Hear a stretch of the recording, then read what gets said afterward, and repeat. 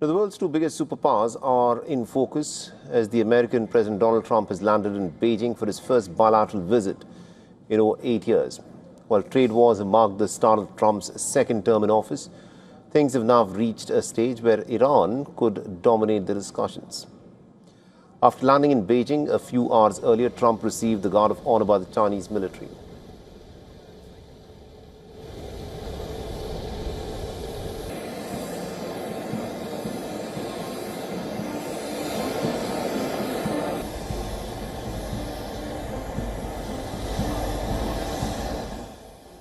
He was in fact greeted on the tarmac by China's Vice President Han Zheng, the Vice Foreign Minister and other officials. The US President also witnessed a cultural performance by close to 300 Chinese youth. He's accompanied by top officials such as the US Secretary of State Marco Rubio, the US Secretary of War Pete Hegseth, and the top CEOs including the likes of Elon Musk and Tim Cook. Head of state diplomacy plays an irreplaceable strategic guiding role in China-US relations. China welcomes President Trump on his state visit to China. During the visit, the two heads of state will engage in an in-depth exchange of views on major issues concerning China-US relations, as well as global peace and development.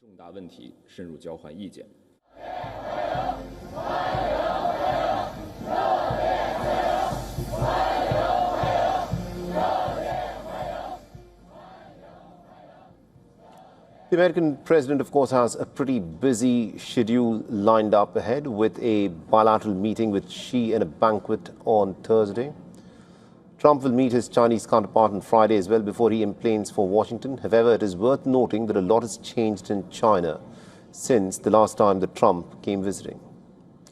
On the economic front, China has far outpaced the US, while the growth rate of both nations has declined from 2017 onwards. IMF's World Economic Outlook estimates that China's average annual growth rate in the last 8 years has been about 5.4%, which is double that of the United States. Now, over the years, China has in fact been reducing its dependency on America as far as its exports are concerned. While US accounted for about 19% of the Chinese exports in 2017, the Chinese exports have now fallen to just 11% to the United States. Now, who dominates the global economy? China has upstaged the United States in this race as well. It is the biggest share of the world GDP, with its contribution rising from 13% in 2017 to nearly 20% in 2026. In case of America, its share has gone down to 14.5%, and this shift underlines how China has become central to global manufacturing and supply chains. While Beijing still trails behind the US in terms of average per capita income, it has seen a 66% increase from 2017 to 2026. However, China's real trump card in the trade war with the United States are the rare earth minerals. And last year, it restricted rare earth exports after Trump hiked tariffs, leading to US eventually backing down, although its share of global rare earth mining has declined from 80% in 2017 to 60% currently. And China has an advantage as it accounts for nearly 91% of the global rare earth processing capacity. Now, China's military prowess also cannot be understated. According to SIPRI, its annual military spending has more than doubled over the last 8 years. Although the US has an edge owing to its plethora of allies globally, China, interestingly, has modernized its military very rapidly in just the last 1 decade. The numbers depict a story in itself. For instance, China has got 2 million active military personnel as compared to the United States that has 1.3 million personnel.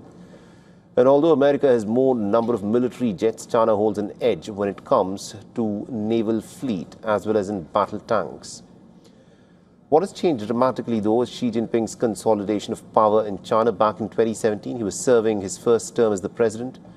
A year later, he was not only re-elected, but also spearheaded a vital constitutional change. The 2-term limit for presidents was abolished, making him eligible to potentially remain president for life.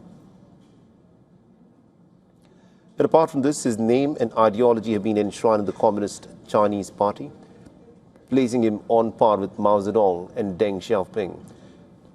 Though this is not all, she's also cracked down on internal dissent within military ranks. More than 20 senior military commanders in China have been investigated, sidelined or removed since the middle of 2023 as part of a broader anti-corruption campaign, and thus China's top military body has now been left with only 2 members, including Xi Jinping himself.